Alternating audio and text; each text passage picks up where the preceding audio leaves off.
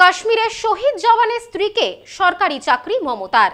মুর্শিদাবাদের প্রশাসনিক সভায় বড় ঘোষণা দিলেন, পাশে থাকার আশ্বাস। কথা রাখলেন মুখ্যমন্ত্রী মমতা বন্দ্যোপাধ্যায়। কাশ্মীরে জঙ্গিদের সঙ্গে গুলির লড়াইয়ে শহীদ বাংলার জওয়ান ঝন্টু আলী শেখের স্ত্রীকে সরকারি চাকরি দিলেন তিনি। মঙ্গলবার সুতির প্রশাসনিক সভায় শহীদ জওয়ানের স্ত্রী শাহানাজ শেখের চাকরির ঘোষণা করলেন মমতা বন্দ্যোপাধ্যায়। এছাড়া সুতির কাশিমনগরের ওয়াকফ অশান্তিতে প্রাণ হারানো এজাজ আহমেদের পরিবারের একজনকেও চাকরি দেওয়ার ঘোষণা করেছেন তিনি। এছাড়া আর্থিক সাহায্য তুলে দেওয়া হয়েছে। পাশাপাশি মঙ্গলবার সুতির প্রশাসনিক সভায় জেলার জন্য একগুচ্ছ উন্নয়নমূলক প্রকল্পের উদ্বোধন ও শিলান্যাস কর্মসূচি ছিল মুখ্যমন্ত্রীর। দুপুরে সেখানে পৌঁছে আগে মমতা বন্দ্যোপাধ্যায় ক্ষতিগ্রস্ত পরিবারগুলির জন্য সরকারি পরিষেবা প্রদানের কাজ সেরে নেন। প্রথমেই মঞ্চে ডেকে নেন তেহট্টের শহীদ জওয়ান ঝন্টু আলী শেখের পরিবারকে। জওয়ানের স্ত্রী, দুই সন্তানকে মঞ্চে নিয়ে আসেন তৃণমূল নেতা সব্যসাচী দত্ত। ঝন্টু স্ত্রী শাহানাজের হাতে চাকরির নিয়োগপত্র তুলে দেন মুখ্যমন্ত্রী। সব রকমভাবে পরিবারের পাশে থাকার আশ্বাস দেন। প্রসঙ্গত, সম্প্রতি জম্মু কাশ্মীরের পুঞ্চ জেলায় জঙ্গিদের সঙ্গে সংঘর্ষে শহীদ হন মুর্শিদাবাদের বাসিন্দা ঝন্টু আলী শেখ।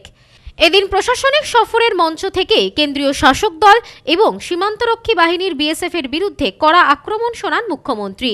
তার অভিযোগ, সুতি সহ একাধিক এলাকায় সাম্প্রতিক হিংসার ঘটনায় বিএসএফ এর ভূমিকা প্রশ্নের মুখে।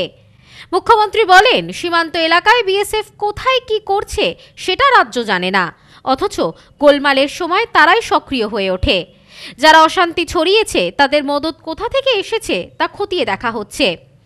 এদিন নাম না করেই দেশের স্বরাষ্ট্রমন্ত্রী অমিত শাহকে তীব্র আক্রমণ করেন মুখ্যমন্ত্রী। বলেন, দেশের অ্যাক্টিং প্রাইম মিনিস্টার কে সেটা আমি জানি না, তবে কিছু ছাত্র এসে আমাকে জানিয়েছেন। বিজেপি হয়তো জানে, আমি শুধু বলতে চাই চেয়ারে বসে বিভেদের রাজনীতি করবেন না। সাম্প্রদায়িক উত্তেজনা না ছড়িয়ে বরং সীমান্ত রক্ষা করুন। দেশকে ভাগ করার রাজনীতি চলবে না।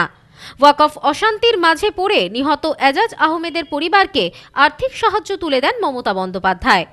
পাশাপাশি এদিন শামশেরগঞ্জ বিডিও অফিসে ক্ষতিগ্রস্ত পরিবারগুলির সঙ্গে কথা বলেন তিনি।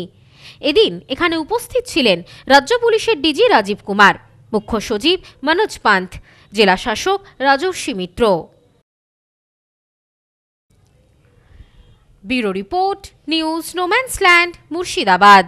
সম্প্রীতি guest house, hotel and restaurant. সমস্ত আধুনিক সুবিধাযুক্ত AC double bedroom, standard double bedroom, twin bedroom, deluxe double bedroom. আমাদের হোটেলেই রয়েছে বাঙালির খাবার সহ মাল্টি কুইজিন রেস্টুরেন্ট। শহরের মধ্যে অথচ সম্পূর্ণ নিরাপদ পরিবেশে থাকা খাওয়ার একমাত্র ঠিকানা Sampriti guest house, hotel and restaurant, Chakdah road, টবাজার, বনগাঁ। ফোন 03215257603।